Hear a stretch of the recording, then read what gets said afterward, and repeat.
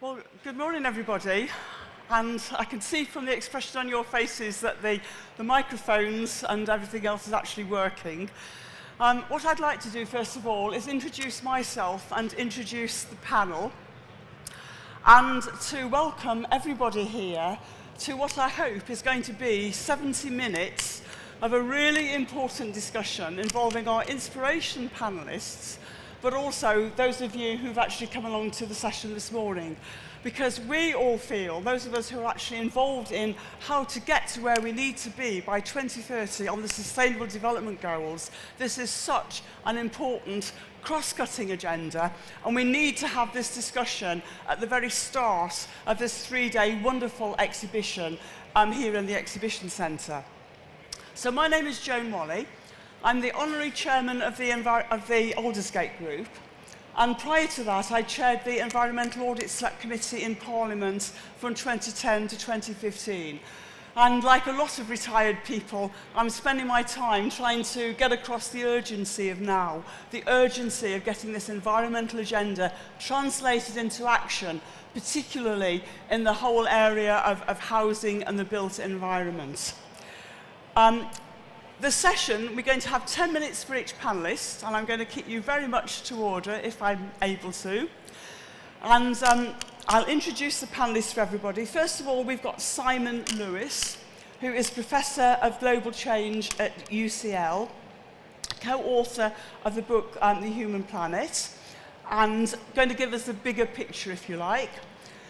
Next up, and our panellists will come straight and address you from the lectern or from the chairs there.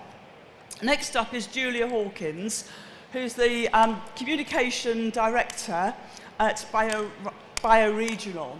And anyone who's involved of this agenda will know that this is the 25-year anniversary of Bioregional, and that has been 25 years of Julia and her colleagues actually driving this agenda on sustainability and really communicating to the very top levels of government, but also to everybody operating on the ground as well, how we tie this agenda together. Our third panellist is Davide Stronati, a global sustainability leader working for Mott, MacDonald. And I think that the key thing, which I think I'm looking forward to your presentation, David, is really, I think it's all about the actual ways in which the different Sustainable Development Goals translate into action on the ground. And I think that your role with all the other different bodies that you're a member of is a really important one, including that at the Institution of Civil Engineers. And I personally think that all the professional institutions have got a really important role to play in taking this agenda forward. And then just to wind us up, at the very end of the session, before we have the panel discussion, is the Lord Jack McConnell, co-chair of the All-Party Sustainable Development Group. And many of you will know that Jack was previously in the Scottish Parliament, and played a crucial role there in terms of taking this agenda forward, not just in Scotland, but in the UK as a whole. From the perspective of the Aldersgate Group, we deal with a whole alliance of people who are pressing for sustainability. And I think that the time has come where each and every bit of the agenda that we're each working on now needs to be connected so that the 17 goals become part of a one jigsaw, so that we're able to really make progress in the really crucial United Nations meeting in September, which after all is going to be just 9 or 10 years left before we have to actually reach the Sustainable Development Goals with all their targets. So with no more ado, I'd like to introduce the first of our inspiration panellists. Over to you, Simon.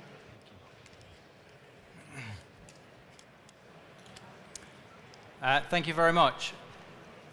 So I'm a scientist, and I'm going to take you through some of the larger context.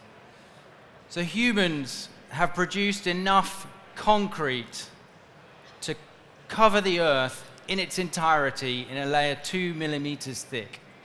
We've produced enough plastic to be able to cling film the entire planet.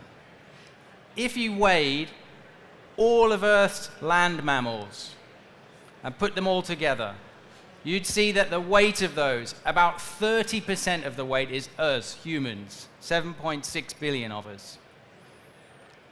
67% of that mass is the animals that we keep to keep us alive, all our domesticated livestock. And just 3% of all the mammal mass on Earth, on the land surface, is wild. So we are transforming this Earth to become a human-dominated planet. And in the oceans, almost everywhere is fished, and we saw this week that there are heat waves spreading across the oceans, causing major death zones. And scientists are pulling this together and saying that we have entered a new geological epoch, a new time in Earth's history, and a new time in human history called the Anthropocene. And so achieving these sustainable development goals is essential to managing the planet and managing ourselves in this new geological time period. So human societies grew up in a relatively stable climate. Over the last 10,000 years, it's been pretty stable, and farming and civilizations have emerged. And now we're entering a period of destabilization of the climate and are moving outside the envelope in which all human civilizations have previously flourished. And I think it's hard to get across the scale of this. So I'm going to show one graph. If we could get the first slide up. I hope. You got the first slide? Yeah. So this is little bubbles of air in ice cores collected from the Antarctica that were laid down when the ice was laid down over the past 450,000 years. We anatomically modern humans emerged around 250,000 years ago. And today, we've pushed the amount of carbon dioxide in the atmosphere outside of that envelope that we've all evolved from. Next slide. And this is what we're going to do to the atmosphere this century. Push it out far outside any realms of any environment that we have previously persisted within. So that's the scale of the challenge. And that challenge is about how much carbon dioxide we put into the atmosphere and the response of the Earth to that addition of carbon dioxide to the atmosphere. And the solution to that is to radically reduce emissions down to zero and fast. Now, to do that is obviously going to require changes in all sectors of society. Next slide. And I just want to show you what the current global state has been over the last few decades and how little we have done, which has made the situation incredibly urgent today. So this is from the last full Intergovernmental Panel on Climate Change report, scenarios that we based the International Agreement on Climate Change, the Paris Agreement, in 2005. So these are the emissions that have been rising when we've known about the problem. Next. And this is the plan. This is the average change in the emissions pathways to get us down to zero emissions and stabilize the climate that the Paris Agreement, the build-up to the Paris Agreement was based on. And I want to say one important thing, that climate change is more urgent than we currently think because of this assumption. Next. We have the Paris Agreement, and that's where the emissions pledges, if they're all met, will lead us. So an enormous gap from where we need to get to. Next. But this is what fossil fuel emissions will do according to the models that governments are planning by into the future. A plan is to still use huge amounts of fossil fuels later this century. Next. But we will try and invent technologies to take carbon dioxide out of the atmosphere and bury it into geological storage, to offset those emissions. Next. To get us to our net zero emissions. Now, those technologies don't yet exist at scale, and the implementation of those technologies, if they're based around growing bioenergy crops on an enormous scale, would have serious implications for the Sustainable Development Goals. And if we want to rely less on those negative emissions technologies, then we have to reduce emissions even further, even faster than was originally planned, even just a couple of years ago. Next. So scientists have been unpicking these, and this is the special report on meeting the 1.5 degree scenario to limit global temperature rise to 1.5 degrees C and no more, which has been pushed by many small island states and developing countries who are fearful of the catastrophic impacts of even 2 degrees C warming. I think that a safer levels is 1.5. And that means that emissions must halve in the next decade, globally, including all sectors, and then drive down and halve again to get to net zero emissions by 2050. So the urgency has ramped up, both because we don't want to rely so much on negative emissions technologies because of the negative impacts of those, and secondly, because the impacts of climate change and the impacts in the global south are much larger and more important than we initially assessed. Next. Oh, that's... So, in terms of being here and thinking about the global, about the built environment, it's absolutely essential that these Sustainable Development Goals and the urban environment are achieved, because humans are now an urban species.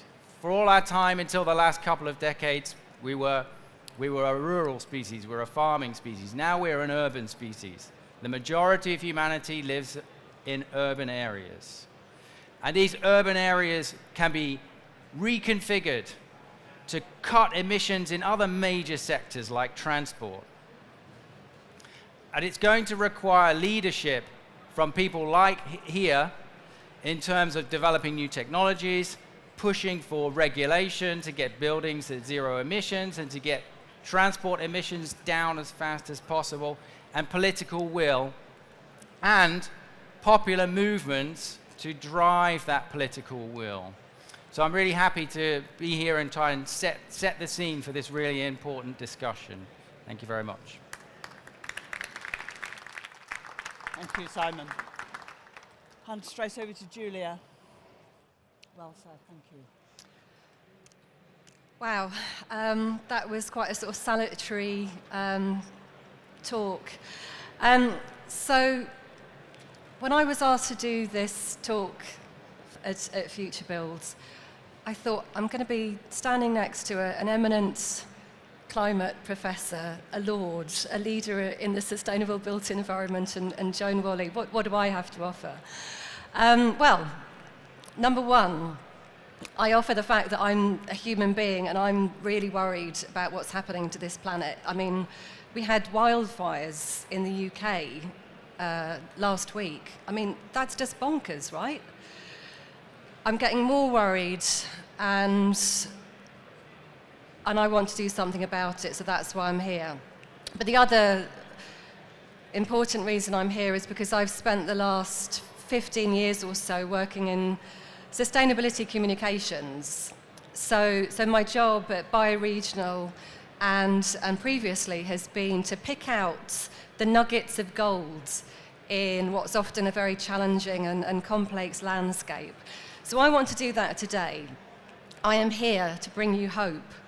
And I'm doing that with a very serious intent, because I read the other day that 1 in 4 young people now is a climate, what they call a climate fatalist. So they're now just believing that there's nothing we can do about climate change. And I find that deeply troubling.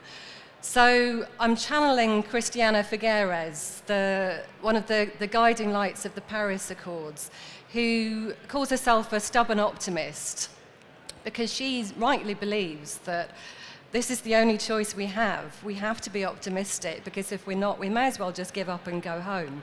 So that's why I'm wearing a Climate Optimist t-shirt, for very serious reason. So today I'm going to give you my talk is called Reasons to be Cheerful, which is stealing from my favourite podcast, which Simon Lewis was on last year, Reasons to be Cheerful. I'm going to give you 5 reasons to be cheerful about what's happening in the built environment, specifically on the SDGs. And I also want to give you something to do. So, this shouldn't be about us sort of standing up here and telling you some interesting things and you thinking, oh, that's interesting, and then going away. Let's really think about action. This is what the title of the conference is. So let's all do something differently after today. So my first reason to be cheerful is the existence of the SDGs in the first place. Now, I just want to check. Can you put your hand up if you have heard of the SDGs, please?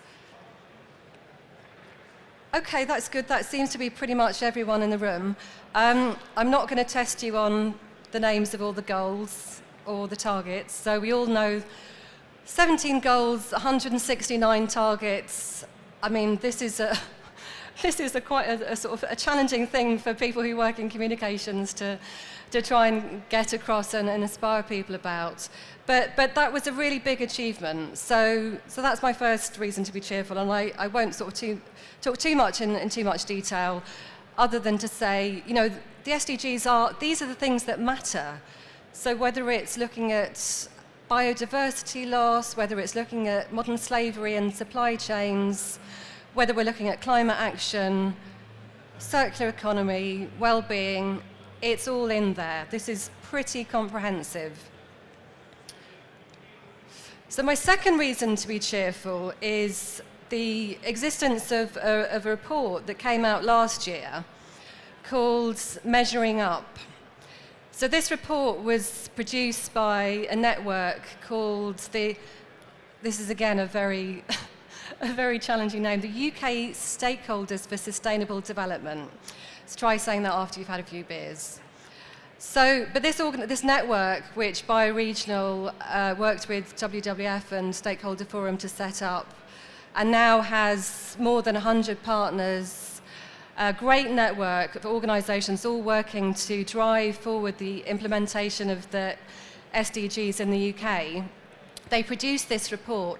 This is essentially the first comprehensive picture we have of what's happening in the UK on the SDGs, and they've taken, so about 100 organisations were involved in putting this report together, including Bioregional, the Institution of Civil Engineers, and you can see this chart says, so we're good on 24% of the targets, 57% not great, and 15% poor. So there's no time to go into the detail of this report, but I think the good thing it does is, one of the really great things it does is it shows all the interlinkages between all the goals. So it really sort of shows how working on one goal or one target can help influence other goals. And that's really one of the key messages of the SDGs, is that this has to be seen as a whole. So I'd encourage you to have a read, even if you don't read the whole report, because it's about 200 or so pages. Read the executive summary and read the chapters that are of most interest to you. And there you go. So they've done a red, amber, green rating on every single one of the targets. So the third reason to be cheerful is that there's increasing scrutiny on the built environment, on business and on government. And I would sort of divide that into 3 sort of different areas which are sort of driving a greater focus on sustainability. Number one I mean, and I call them citizens, not consumers, because we are first and foremost citizens of countries and consumers second. Citizens are waking up to what's happening in the world. You know, we've got Extinction Rebellion. I don't know if you know if any of you sort of lain down on any bridges or glued yourselves to government departments. I did lie down on a bridge. And so the Extinction Rebellion is really sort of is mobilizing people. The schools' climate strikes, I mean, Greta Thunberg has done more than any number of sustainability leaders in the last year to sort of put this on the agenda. This is incredible. And government, I won't say too much about government.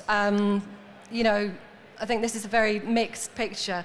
What I would say, because I'm resolutely focused on being positive right now, is to say that at least the Cabinet a couple of weeks ago talked about the SDGs in the UK and food waste. And so Robert Peston tweeted that he was terrified that they weren't talking about Brexit. Well, I'm frankly terrified that they haven't got climate change and the SDGs on every single Cabinet meeting agenda as a standing item. But so there you go, a tiny kernel of hope, and I think Jack will say a little bit more about how the government's engaging with the SDGs. And investors, so the investment community is also really waking up to how the SDGs can be used as a powerful, comprehensive framework for assessing risk. And that's really positive. And I think, if you're sort of sitting there thinking, so, okay, this sounds interesting, but how am I going to persuade my boss that this is important? I mean, this is all really good evidence to say that the business case for the SDGs is growing. And so the next, fifth reason to be cheerful is all of these companies are doing something proactive to tackle the SDGs. Last year, Bioregional had a stand, and we invited people to make pledges on taking action on the SDGs, and we got about 100 people making pledges. And some of the people who were listed there made a pledge. And that's really positive. So, I don't know if any of these companies are sitting here today. Obviously, Davide will be talking about MacDonald, but so BAM Construct is doing, anyone from BAM Construct? Yes, so Nitesh Magdani gave us a fantastic interview about what they're doing on the circular economy. They're engaging with the UN to spread the knowledge. Greencore, which is a wonderful company in Oxfordshire, which is building low carbon homes, they're saying they're using the SDGs to motivate their staff. Rockwool says, it only wants to sell products that are helping meet the SDGs. I could go on, but this is by no means a comprehensive list. What I would say is, I think all of these companies, they're not just, cherry-picking SDGs. They're not just sort of sticking them up on their websites or in their sustainability reports. They're actually, looking at them seriously and looking at how they can use the SDGs to really sort of re-examine what their business purpose is, because it's not just about making money. We all know that. Business has to provide a service for society in this day and age. And so I just thought, so next year I could be standing up on the stage with your logo on that slide too. So I think there are lots of reasons to be cheerful.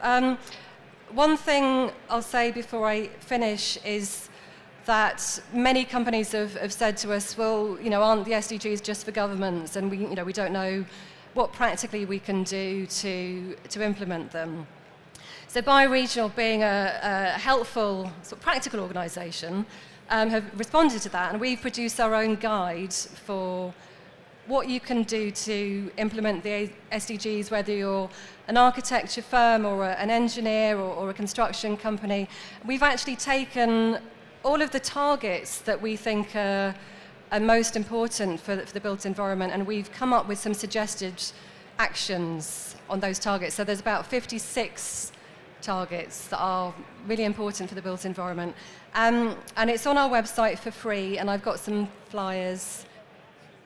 And so my last message to you is take some action, and let's give the younger generation some hope, because as they say, they'll be less activist if we're less shit. So thank you. Thank you.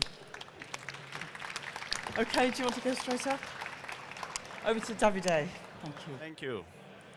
Thank you, Julia. And I'll try to provide more elements for cheering us up, and maybe a few elements to wind us up. And so Jack will finish the job. Okay, so thanks to Bioregional and futurebuild to provide me the opportunity to share a few thoughts about where the UK built environment is best placed in making a difference on the US SDGs. And I'm pleased to say that effectively, maybe there was a slow journey for the built environment sector and the private companies in being aware of what the SDGs are.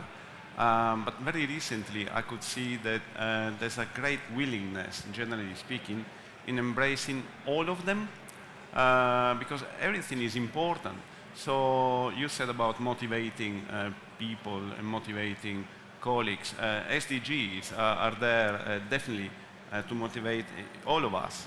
But from a pragmatic perspective, it's quite difficult to address all 17, especially maybe in an organization like mine, on any kind of organization. So the ICE, the Institution of Civil Engineers, they did a survey in summer last year asking CEOs and millennials about which SDGs the built environment would be best in making a difference. And it's not surprising that they identified 5. So the SDG 6 on clean water and sanitation, the SDG 7 on affordable and clean energy, the SDG 9 clearly on industry, innovation and infrastructure, SDG 11 on sustainable cities and communities, and SDG 13 on climate change. So as I said, it shouldn't be a surprise that the built environment sector feels that they can have a direct impact on these 5 SDGs. It shouldn't be a surprise also that by working in these 5 SDGs, we have an effect on the other 12, because effectively they are all interconnected. And now we start seeing an additional power and richness of the SDGs, the interconnectivity among them. So effectively what we are talking about now and what we are trying to really square the circle is how it is possible to maximize the positive outcomes on the other 12 by acting directly on the first 5 that I mentioned today. So in major projects, this is pretty well established, and maybe they need to do it as well for public acceptance and the license to operate.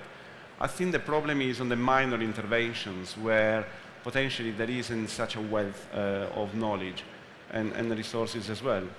So I think that currently there's a bit of an issue in trying to make these links between the 5 SDGs or each of them and the other 12. Reasons to be cheerful. Effectively, if we see that the built environment in the last 6 years have been tackling carbon, not just on the operational basis, but on the embodied carbon as well, I think that's a pretty, good reason to be cheerful about it. And effectively, they've been targeting climate change, SDG 13, achieving great results on innovation, SDG 9, economic growth, SDG 8, and SDG 12 as well, on responsible consumption and production of assets and components, if we consider that they are extending life of existing assets. Another mantra of the built environment in recent times is the role of infrastructure in enabling socially inclusive outcomes. I think I'm seeing an increasing debate, but not just a debate, action, on making sure that what we build is for the end users. We need to think about outcomes for end users. And this is pretty positive because it's going to address all the other 12 SDGs I was referring before. So in conclusion, I think that the built environment is in a very good position to effectively have an influence, direct, indirect, or induced, in all the 17 SDGs. What we may need are trusted, efficient, and simple metrics to measure the effect on the 12 SDGs I was referring before. And so then we can make real all the good intentions that organizations are showing. What progress has been made over the past 12 months? Now, if we see the SDGs as one of the biggest change programs on a global basis, it is pretty clear to understand that the challenge is pretty difficult.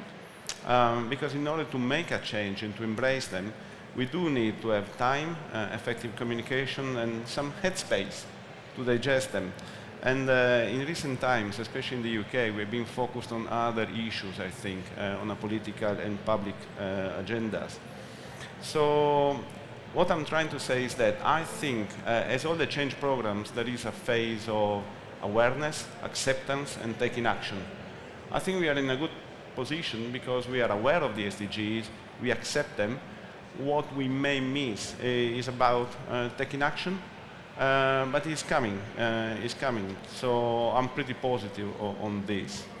And then there are lots of companies out there talking about the SDGs, definitely on sustainability reporting, on websites. And I think this is positive if this is the beginning of a gap analysis. In other terms, they are referring what they are already doing to the SDGs. What I would like us to do is to push further and to see what more can be done in addressing more of them.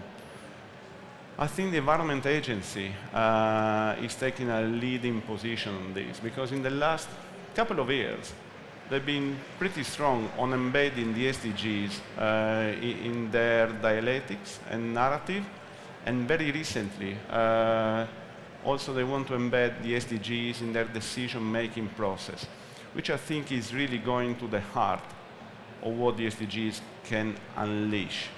So the Environment Agency has a plan to embed the SDGs in their decision-making process. I think as well, I'm pretty pleased about the Institution of Civil Engineers because last year they organized the Global Engineering Congress around the 5 SDGs I mentioned before. And, you know, to wind them up a bit, I asked them, so what's next? You cannot have a big 5 days conference on a global basis and the party's over and we go back to business as usual. So there's a big initiative about the legacy of the GEC. And they have a vision that by 2025, the engineering community will use the SDGs to design and deliver projects. I'm not going to talk about our organization, my own organization, because I think that would be far too much. And, but we are also doing pretty well. And next week, we'll have an event, a public event at Walley, the bookshop, around the SDGs. What opportunities are there to collaborate with others? Well, if we think about the SDGs as 17 goals and all the different permutations, you see immediately that the opportunities to collaborate are endless. I did a bit of calculations, being an engineer, and we're talking about 1 trillion.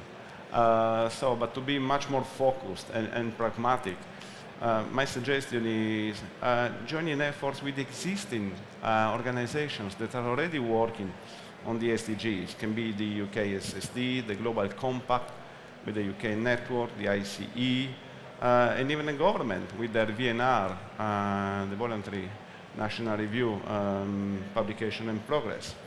So I think there's already there a lot that we can do together with others. And let's not forget that the SDG 17 is on partnership. So we would already tick that box if we do it properly.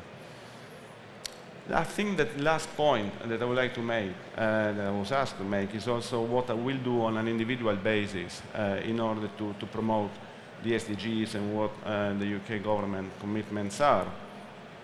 And definitely, I will carry on doing what I've been doing in the last couple of years, talking about the SDGs to my own organization, clients, organizing events, UK SSD, as I mentioned, the Global Compact, but also other organizations that are already working on the same SDGs without calling them SDGs. And I mentioned, for instance, the big issue or the social enterprises that are providing the catering at the offices where we work. Because effectively, the SDGs are a bit of a daunting framework, if you want to say.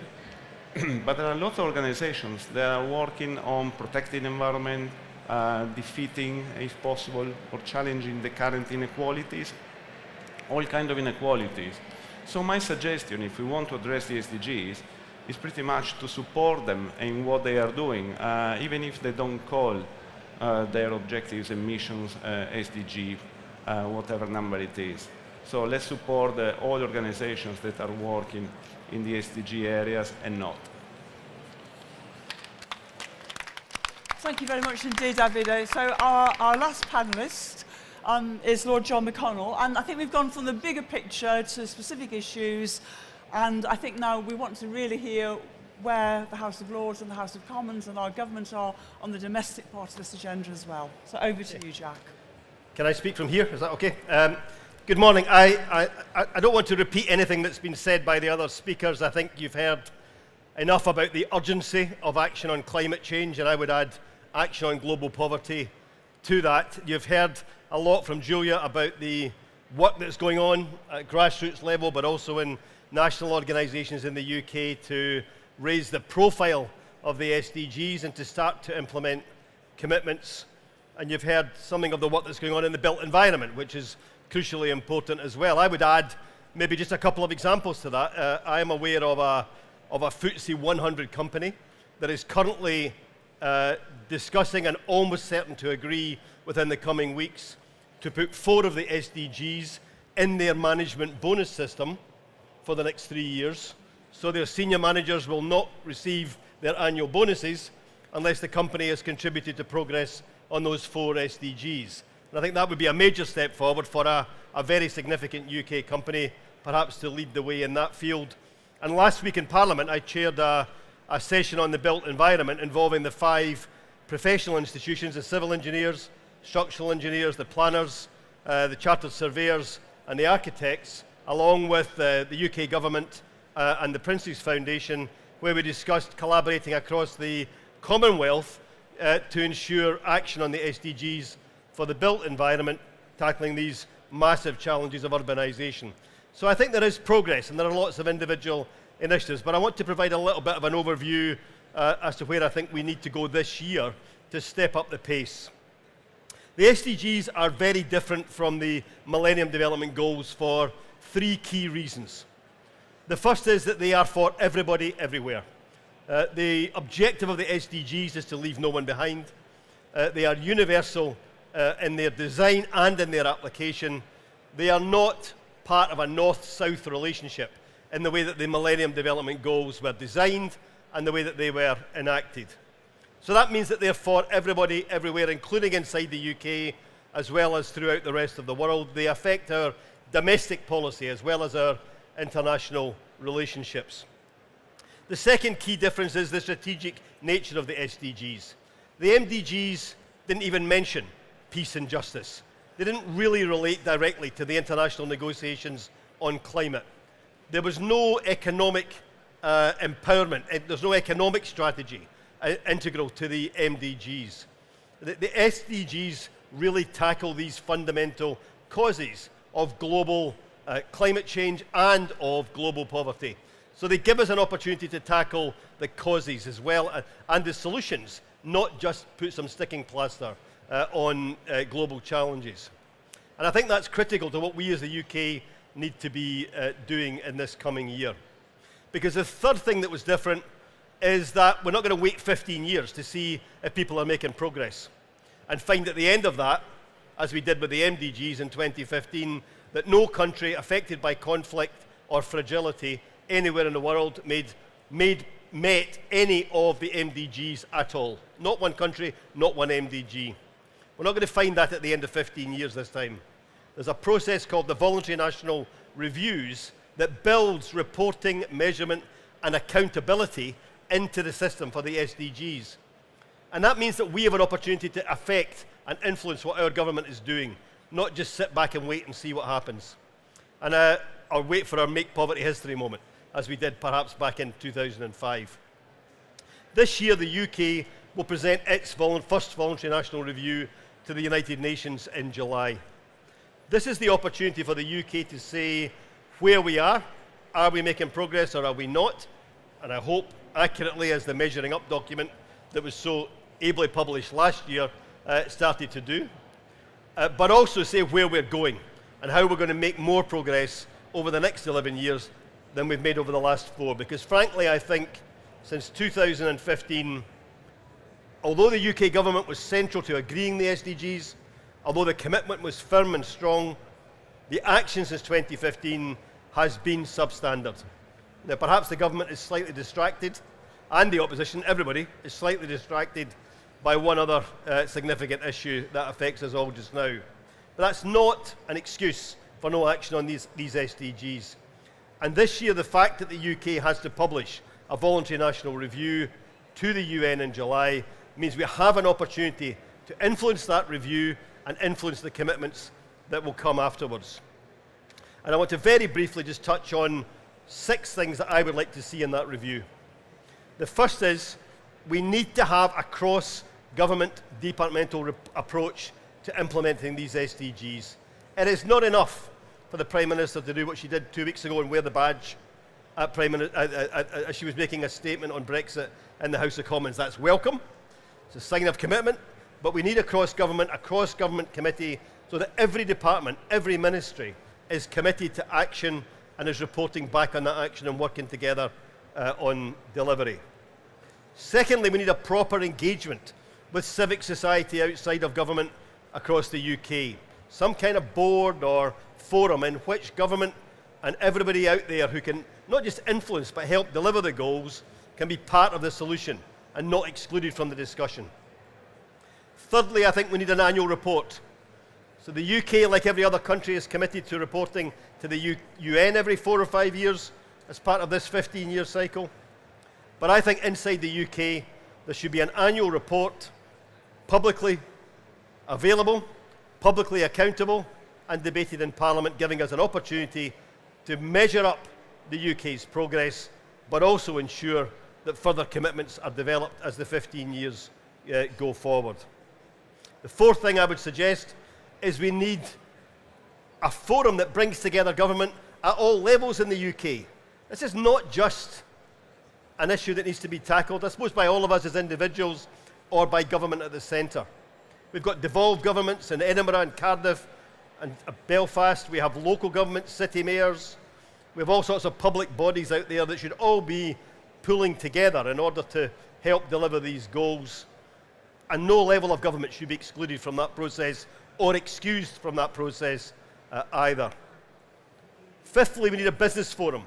There are a couple of excellent examples in the developed world where governments, led actually individually by Prime Ministers or Chancellors, have pulled together business forums that have significant companies, large and small, coming together, committing to achieving the goals, putting the goals into their business planning for the longer term, and then reporting back on delivery. And in the UK, it must be possible for us to set up a forum of that sort, led by the government, that can help deliver the goals outside of government, out there in the private and social sectors.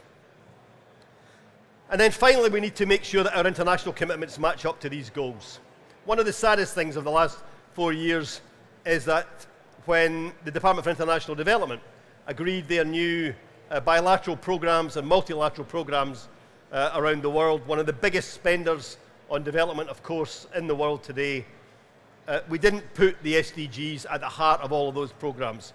We did not make good national strategies, clear national data and reporting, real progress on the goals, a condition for our development aid around the world. We should be doing that, and we should be reporting back on it every year. And I think if we did those 6 things, then 2019 is not just an opportunity for us to report back on our progress and to start to bring people together in a real national commitment to delivering the goals at home and abroad, but it gives us an opportunity year on year to develop on that progress, to ensure that the closer we get to 2030, the closer we get to delivering these goals, to reversing climate change, but also to delivering the key objective here of eliminating extreme poverty throughout the world. Thank you very much.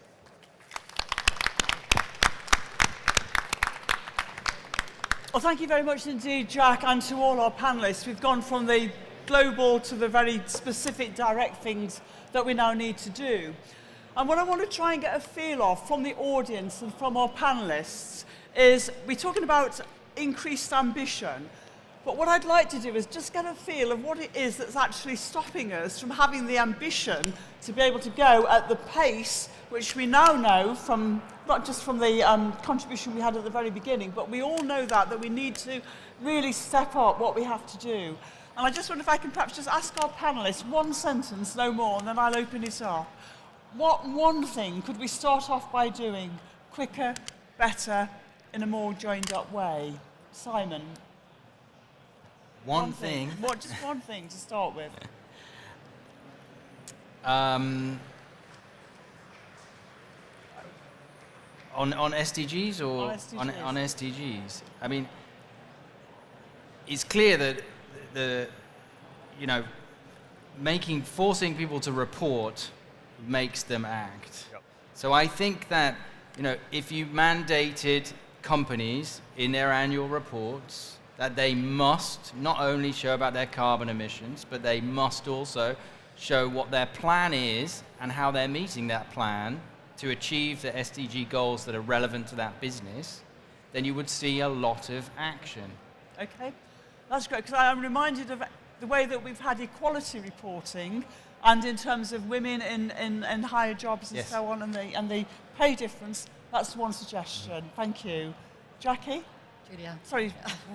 It's okay, I'll answer to Jackie as well. I would say one thing you could do is join the UK SSD, the UK's Stakeholders for Sustainable Development, because it really is about collaboration and finding out what other people are doing and working with them and being inspired by them. I would also say be inspired by what other people are doing and follow Bioregional and read about what the companies in the built environment are already doing and be inspired. Thank you, Julia. And I think that, in terms of goal number 17 and the importance of collaboration, we need to be informed, and I think that is a splendid way of making sure that more and more people are up to date with progress that is being made. Can I say? Quick. Yeah, can I say 2 halves? Quick. Right.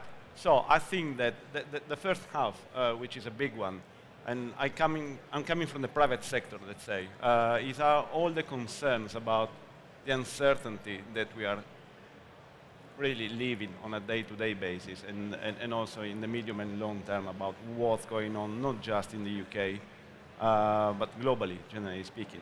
And the other one is the difficulty of some organizations in making sense of the SDGs in their business. What does it mean to me? What does it mean to my own organizations? Because effectively they are the 17 goals, 169 targets and so on.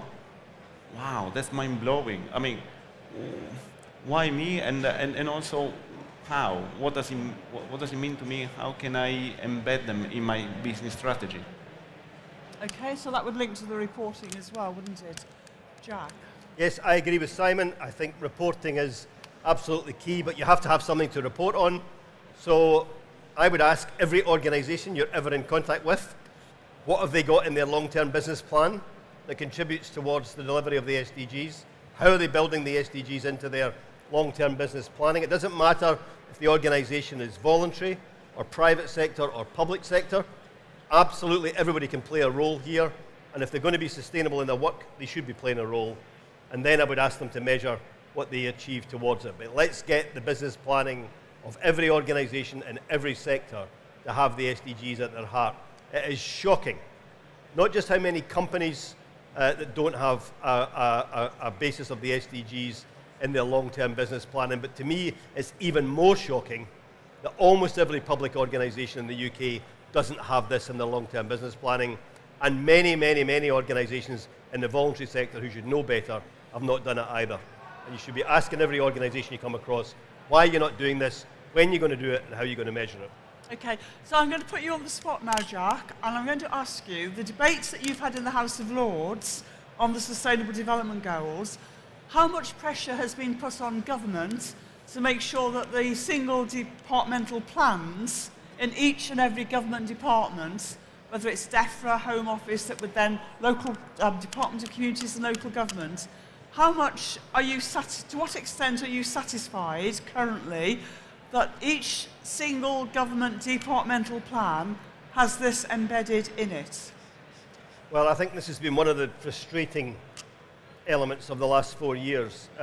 When the UK government have been asked about their own action on the Sustainable Development Goals, they have regularly quoted these departmental plans as the way in which they build the goals into domestic policy.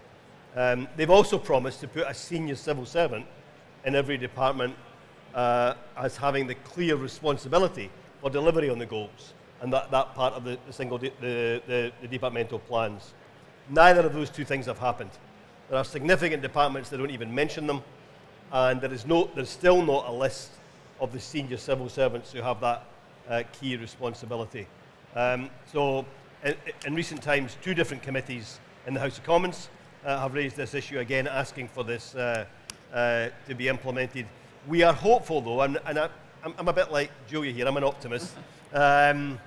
We are hopeful that the voluntary national review will give the government an opportunity to step up to the plate here.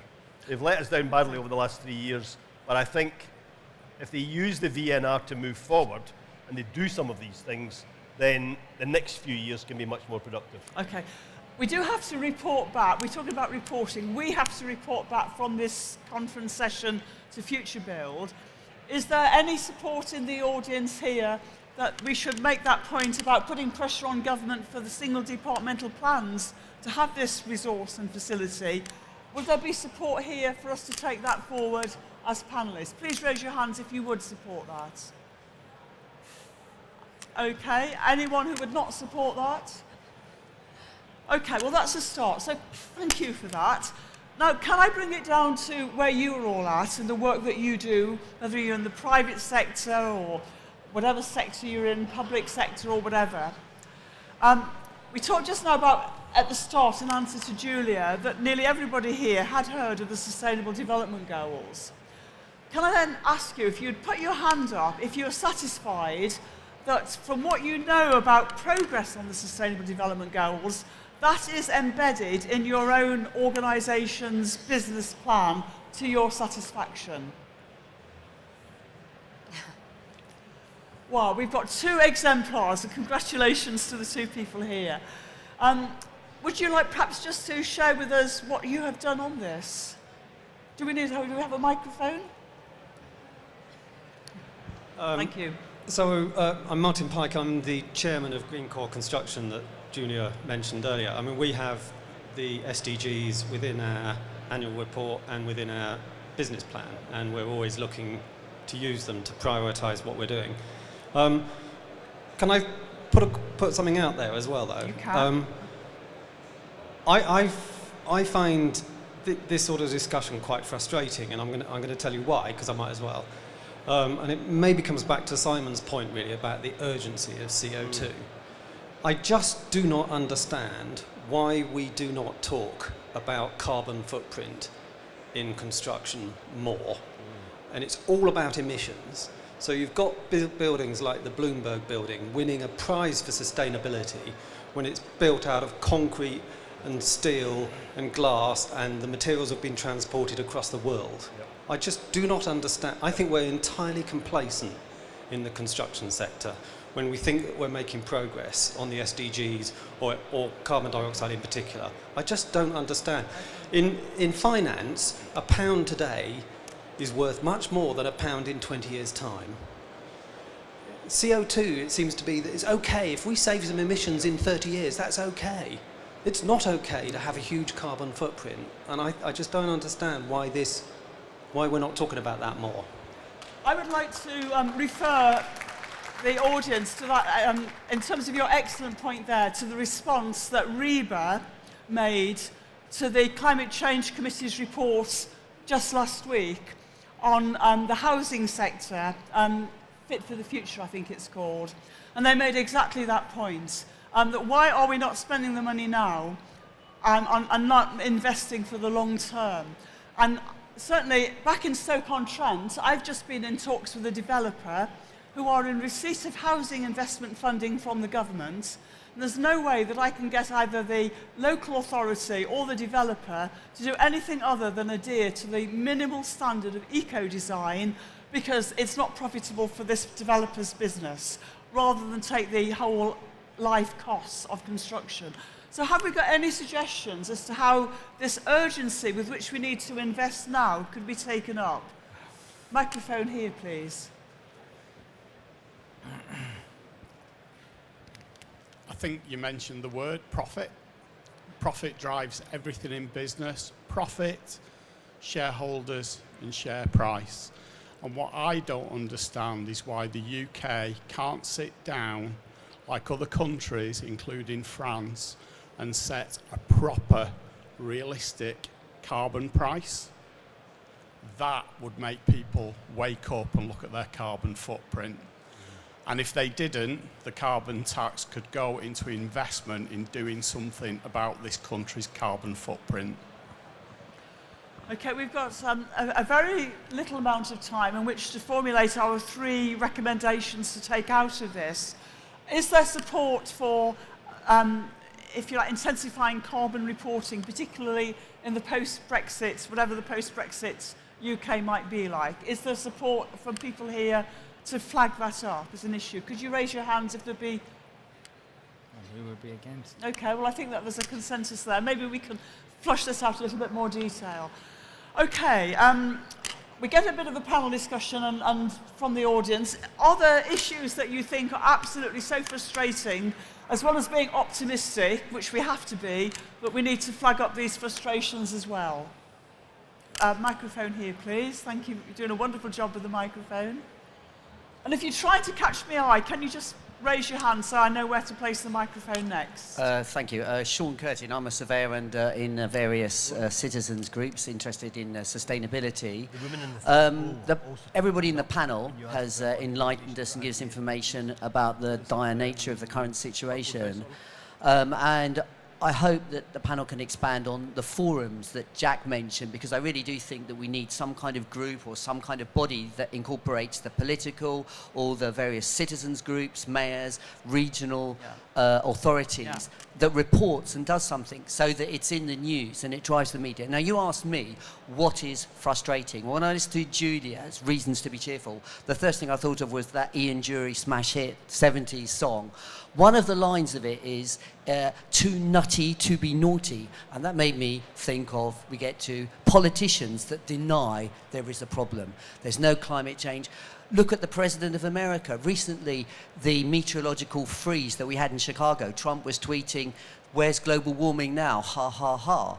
And we have Scott Morrison in Australia. The Prime Minister of Australia denies there's any climate change problem at all, despite the fact that Australia's had a drought, floods. So we have, while we have citizens-based, business-based groups coming out with all, and academia coming out with all the scientific-based knowledge, we actually have to compete with people in positions of power, like the new president of Brazil as well, who deny that there is a problem. And the problem in the media is that equal weight is given to both views, when overwhelmingly the scientific community has proved that there is a problem. Yet you get Nigel Lawson, you thought he was dead, but there he is on BBC World News telling you that there isn't a problem at all, and he has got no scientific background, and that really annoys me, and I think it's something that we have to work harder to defeat. Thank you.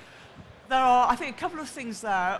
For future recommendations out of this session, I think one might be this kind of consensus, this collaboration that is all-encompassing that we need. I think the other aspect of what you've just said is, I know there have been many people who've been going to the BBC, for example, over a long period of time to make sure that the science is reported, it's not skewed. And I think that the BBC, Matt McGrath was at a recent Aldersgate group event, and I think that there is real scope there to press on that agenda. So I would urge all of you, in whatever way you put out your press releases, to involve not just the BBC, the national broadcaster, but others in that, because I think that it is about how we get behaviour change linked to the messages that are put out as well. So 2 things, I think the collaboration and informing the public agenda to put pressure on the politicians. But there was someone in the second row who had their hand up that Jack's just... Was that who? Yes, gentleman at the back. Yeah, thanks very much. Simon Petley from Enviromarkets. I work in green finance, and I just think it's worth highlighting the tremendous momentum that's building in the finance community for SDG-related investments. Yeah. Investors want this, but what's interesting and instructive, listening to the discussions today, is that the same challenges. Investors are trying to figure how they do this. So when you talk about collaboration, I suggest make sure that's part of the discussion. And just, if I may, just responding to the point about profit and profit motive, in discussions with investors, think widely about the type of investors you're engaging with, because there are many investors out there that are focused as much, if not more, on impact as they are profit. So think laterally about that. And I think that the disinvestment movement is making progress on that. Jack, who was it you saw who was trying to get in who hasn't caught my eye? When you asked the question earlier about organisations that had the SDGs in their planning, there was the guy at the front, but there was also this woman 3 back here at the side. So was there someone here who wanted to come in? No, okay. Maybe not. No. Yes. Microphone up here, please. Thank you. Sorry. Sorry, Ed. Thank you. Louise from Earthwatch. And I think Julia is right, there is a lot of positive things that are happening. But one area I keep seeing that is missing is the role of nature and the ecosystem services that nature can provide.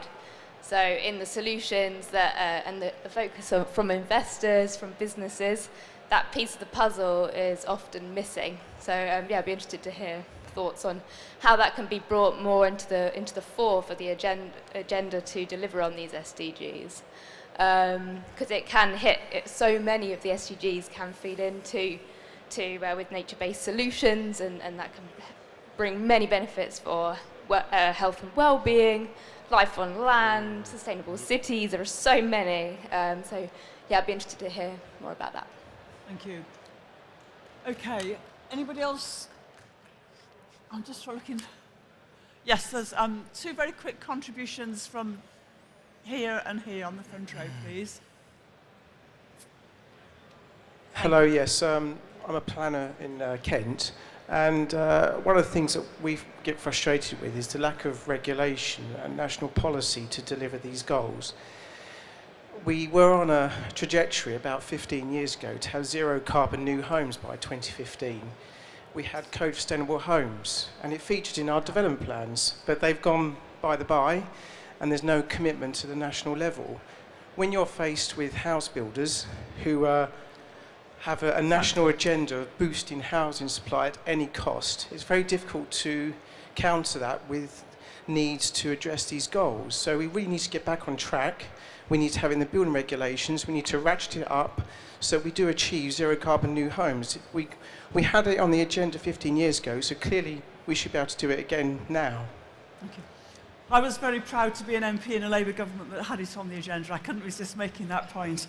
But certainly I think, the ambition for the Energiesprong standards is what we should all be looking for.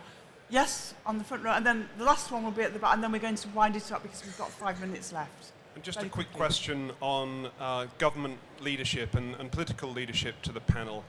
I saw a photograph in the papers a couple of days ago of the Westminster Parliament in the UK debating climate change for the first time in 2 years. And shortly after, the massive and wonderfully inspiring action by our school kids going out and making their voices heard about how urgent this is. I don't know if anyone else saw that picture, but there was about little more than a handful of MPs that bothered to turn up for that climate change debate. I just want to put the question to the panel, is there sufficient political leadership on this issue in the UK at the moment? That's easy. Okay. Yes, and also the way in which everything is being devoured by Brexit. Right, we have 5 minutes left, so each of our panellists have got a minute, if that's all right, to respond to things that we've heard that they would like to flag up. Julie, would you like to start first? Yeah, I think the easy answer to your question, is there sufficient political leadership? Clearly not. But what we can do is, so there's an environment bill being drafted right now we can all write to our MPs, write to Michael Gove. If you go to the Green Air UK website, they're giving guidance on what kind of things to write about, so that's something we can do. The second thing is in terms of the media and the news agenda. I think most journalists are equally frustrated and concerned about the fact that it's quite hard. It's quite hard to sort of deal with climate change as a news issue. But we can share. I'm going back to the positive. We can share positive stories, and we can talk about what we're doing, and we can engage journalists, and we can get them to come and visit. Okay. What we're building. Sorry to cut you so short, Davide. Yeah, so it's interesting because most of the questions, they were about frustrations. And I'm an optimist for a pessimist, and I'm a pessimist for an optimist. And if I start listing all the kind of frustrations I have, it's endless, because I really dislike complacency, especially in this field. But what I'm trying to say is that, at least on the carbon and the infrastructure sector, and I'm not talking about the built environment. I agree completely with you. In the built environment sector, there's been a lot of talking, but not much doing. Only the operational carbon, not embodied carbon. Okay. But at least in the infrastructure sector, has been done quite a lot to cut carbon, to cut costs, which is a positive news. My frustration is that not enough organizations are taking it on board. I'm very positive for the next 5 years. I'm pretty sure we are going to have more examples of major projects where they're going to cut both carbons, but we've been a bit slow in picking it up. So you're leaving us on an optimistic note. Thank you, Jack. First of all, can I say that on the point about nature, I think sometimes for an individual citizen who is not involved in one of our organizations or not involved in government or maybe in a responsible position in a company or whatever, it can seem quite difficult to find a way to influence this agenda, because they can't necessarily influence the way that cities are being constructed or the overall carbon emissions that are throughout the world, or the carbon footprint of significant new buildings or whatever. But they can influence their immediate environment. And I think we need to talk about some of those more local opportunities for people to be involved, as well as the slightly bigger picture and what governments and companies should be doing. So I think that's a really good point to have made. On the politics, we need to be as bold as those who deny that these things are important. That's the difference. When those who deny climate change or who don't care about global poverty take action, they just take action. They don't mess around talking about it for months and years. They just do it. They cut budgets, they abolish agencies, they pass laws, they rip up treaties. They can do it in a couple of days. On the other hand, we spend ages talking about it. And actually what we need is urgency, action, and decision-making, decisiveness.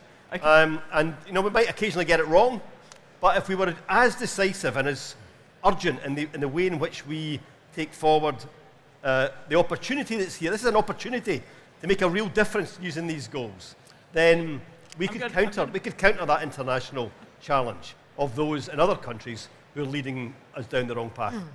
Simon, Jack, I'm going to bring Simon at the very end, the last minute that we've got in the session. Thank you, Jack. What we're talking about here is transforming the global economy, fundamentally how it's powered and how much material throughput there is through this global economy to avoid a civilization-threatening catastrophe. And if that's not urgent, then I don't know what is.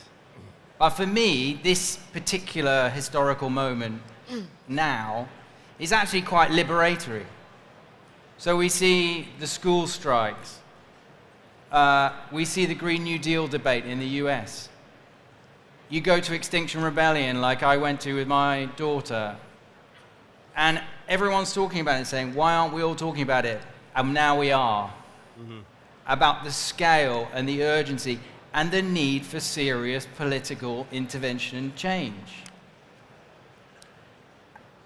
And that is quite an open moment to really engage in these fundamental issues. And in terms of politicians, they're beholden to power. It's about the reason why we haven't solved climate change so far is because of power and money.